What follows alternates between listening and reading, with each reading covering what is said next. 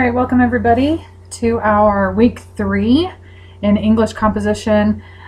We are moving right along. You should have turned in your sensory essays by now. If you have not or have been having trouble, please feel free to email me.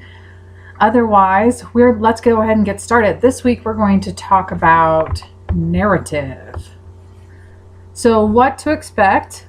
This week you need to read page 155 to 167 in the Longman Writer. Also respond to the week 3 discussion board questions. We do have a vocabulary quiz over session 2. You can find that on page 33 and 38 of your vocabulary book. And I also emailed out the password for the quiz, so please look for that. And of course we have our next essay coming up. It's due on September 14th, so basically about 2 weeks, and we're going to work on narrative.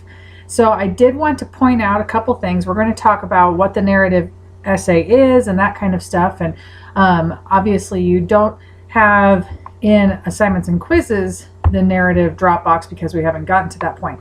But you can find in course information, I'm sorry, not course information, go to course documents, and you can find the Essay 2 narrative essay that has an explanation of what to expect. It also has the rubric for the narrative essay. Keep in mind that I also made a correction to course information where you could find the course syllabus. There was a mistype from a previous course in the syllabus, so I've corrected that, so you can take a look at that as well. So let's keep on going. Let's talk about narrative essay and what in the world that is. So for your essay 2, your job will be to write about a time when you were keenly aware of an injustice or an experience that maintained or even shattered a childhood belief, or perhaps even an occasion in which you volunteered or donated to something that you believed in. So we're looking at just points in your life that were life-changing in some way. That could be anywhere from when you first experienced racism to when you found out that Santa Claus wasn't real. It could be all over the place, whatever you decide to do. Of course, if you have any other ideas, I'm absolutely flexible. If you want to run something by me, please do email me to pitch your idea. So I'm pretty easygoing in terms of what you want to do. I want this paper to be yours and something that you can be proud of and that you can be excited about. So it should be something that has impacted your life in some sort of way. So of course, as always, the paper should be double spaced, 12-point Times New Roman font with 1-inch margins. It should be MLA formatted, and it should have a title page. We have an example title page on our announcements, so please take a look at that. You need to upload that into assignments and quizzes during the week that the paper is due, so that's September 14th. And of course, it needs to be a .rtf, a .doc, or a .docx type of document to turn that in.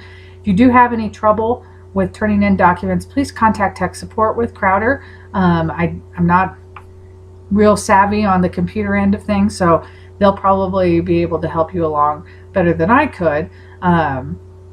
But please, obviously, still feel free to contact me if you do have difficulties. So what is a narrative essay? So in the reading this week, we have an explanation of what a narrative is. But a narrative is basically asking you to be observant within a memory of your own experiences. So we have already talked about being observant in terms of your 5 senses with the last essay.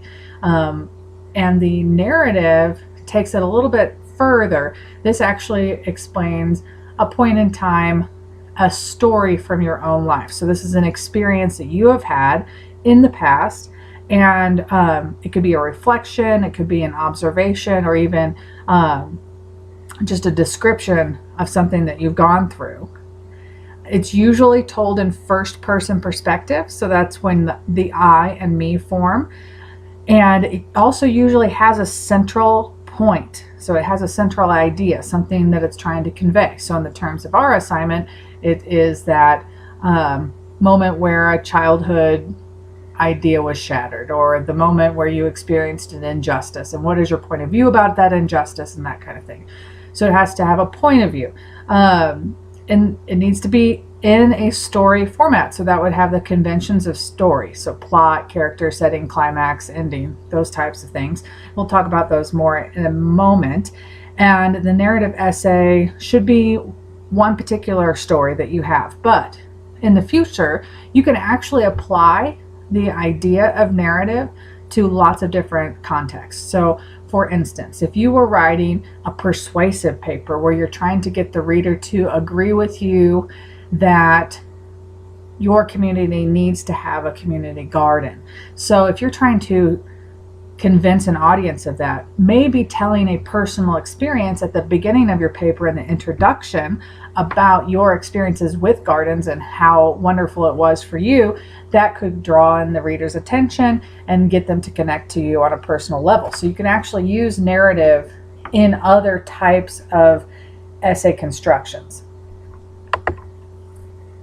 So let's talk about the literary elements in a narrative. So these include setting, plot, and character. So we're just going to talk about what each of those things are. So setting is actually the physical place where the event occurred. And this is really going to be where your sensory details are going to come in handy. We already practiced that in the last essay, but trying to help the reader understand where you are. So it could also be a more mental place that you are in instead of a physical place. But think about the moment that you're trying to describe. Where were you? How old were you? Why would the perspective be different if you were 5 in comparison to when you were 14? That would obviously have a different perspective on place. Things are bigger when you're 5 than when you were 14. Different things are more important that you would notice at that age. So think about the physical place you were at and also the point of view you have about that particular place. And then use your sensory details to bring that place to life. A plot is basically the rising and falling action of a story. And for the most part, unless you're writing more avant-garde type of short stories, most narratives are going to have a plot sequence, and it's going to follow this basic pattern. It's going to have an exposition. Exposition is where you are introducing the story. You're introducing the characters, the setting, what's basically going on. So the first paragraph or so of your narrative is going to introduce things and get the ball rolling, so to speak. It doesn't have to be, this is where I am, and this is who I am, and this is what I'm going to tell you. It doesn't have to be like that. It can be creative, and you can actually start in the middle of an action as long as you are still introducing characters, where you're at, and that kind of stuff within the action. The complication, this is where you start to share with the audience the conflict. So in terms of our particular essay that we're going to write for the narrative, thinking about childhood memories, things that impacted your life, something that was an injustice. So you could think about, let's use one of my examples. So Santa Claus, when you first learned that Santa Claus was not real. Now, if you didn't know that already, I apologize, but Santa's not real. And if you are starting to introduce the conflict in a story about Santa not being real, this might be where you decide to stay up late and hide to watch Santa come into the room. And then what happens when you don't see him and that kind of stuff. So that's the complication. You're starting to introduce what the conflict is going to be. And then the climax of the story, this is when everything comes to a head, when that conflict is at its peak. It's when everything is going to happen and we figure out, oh my gosh, Santa's not real, this is what's going on. And then the resolution, which would bring the falling action of the story and bring it all to a close. So maybe the moral of the story happens in the resolution, the overall point of view that you might have, that underlining theme that you want to reiterate, that would all happen in the resolution area. So maybe you learn that you don't want to lie to your kids when you're older, or it could be whatever it is that resolution may be. And finally, characters. In a narrative, and especially in this particular essay that we're going to be writing, you are one of the characters because it's going to be from your point of view. And now when you write a narrative, it doesn't necessarily have to be from first person perspective. So that might be something to look at. Maybe you want to write from third person. Maybe you want to write directly to the audience using the second person you form. Whatever it may be, that point of view needs to be established and you need to be a character. But other than that, you look at the situation. Who is important to describe in your story? Who are the characters? And don't assume that we know who they are. So if you talk about mom and dad, obviously we know, okay, she has a mom and dad, or he has a mom and dad, but go into more detail. We still want to know who this person looks like, what the relationship is. Are they old? Are they young? What kind of conflict or complication, or even what type of relationship you might have with that person. How will your language be affected by talking about that particular character? But a character in a narrative like what we're doing, we're not writing fictional stories. And people might think, well, only characters are only for fictional stories, but characters are not. Characters are the people or the whoever might be. It could be in fiction, it could be an animal, but in terms of our narrative, it's the people that are involved in the action of the story. Now, sometimes people make places characters and have their own life and that kind of stuff, which can be something that you try out as a creative writer. But in terms of this particular assignment, really the characters need to be who is in the story. You and whoever else is affecting that conflict and that climax, who's part of it. I suggest for this type of short essay, it's not going to be very long. I think it's 2 to 3 pages. Let me double check.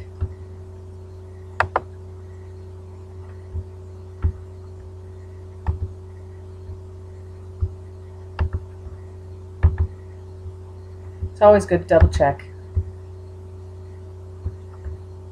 This is the narrative essay description that you'd find in course documents, by the way. But the paper, did I put it in here?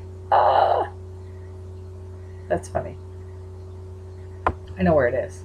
Sorry, guys. It's in the syllabus. When all else fails, go to the syllabus. It'll tell us. The narrative essay, yes, needs to be 2 to 3 pages long, right there. All right. Sorry about that, guys. So it's only 2 to 3 pages long. So I would suggest looking at trying to reduce the amount of characters that you share with the audience. Now, it may be that, your neighbor's there and their kids and all these different people are there, but what is important to share? That's when we talk about with sensory details too. You might be feeling things from all 5 senses, but what is the most important thing that you need to incorporate into the essay? So for the narrative, think about who is the most important and try not to put too many characters because it's only 2 to 3 pages. You might spend the entire time just introducing people. So try to think of an experience or that has less people involved, or try to narrow down your descriptions where you don't necessarily include everyone that was there. Other things to consider. Our textbook talks about flashbacks and flash forwards. A lot of times in a narrative, you do not have to go in order with sequence of events. Instead, you might want to share some back information. So take a flashback, something that happened in the past that would influence the action of the entire story. So you would flash back in time to share a little snippet of something. A flash forward is very similar because it's actually sharing what might happen in the future. So with that, you are going outside of the normal sequence of events and sharing a little scene of what could happen or what does happen in the future from the experience that's being shared. So looking at those elements, think about what is important for the audience to know. So would a flashback or flash forward help us understand? A lot of times in an essay like this, you might start in current time. So you're writing the essay, you're a senior in high school, or you're a freshman in college, or whatever you are in life right now, and then flash back to the event when you found out that Santa Claus wasn't real. Flash forward again to present time and talk about how that affected your life as you move forward. Other things, obviously, I've already mentioned sensory details. I do expect those to be a part of the essay, although it's not the main element. You're going to use engaging language, so use your similes, use your metaphors, alliteration, things that make the essay interesting and engaging for the reader. And then dialogue. Dialogue is when the characters, you and whomever else, actually speak to one another. So you have to have quotation marks around dialogue elements. Let me go ahead and show you. I have to think of where it might be. So something that would work for dialogue.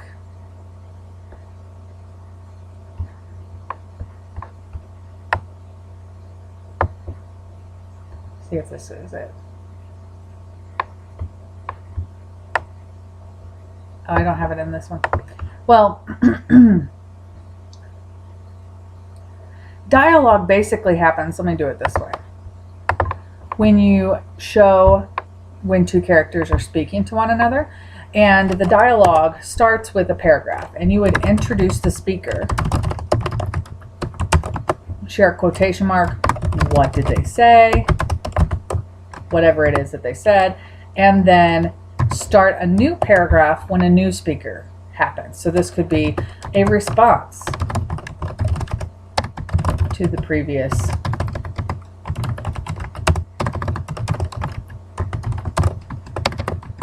and so said.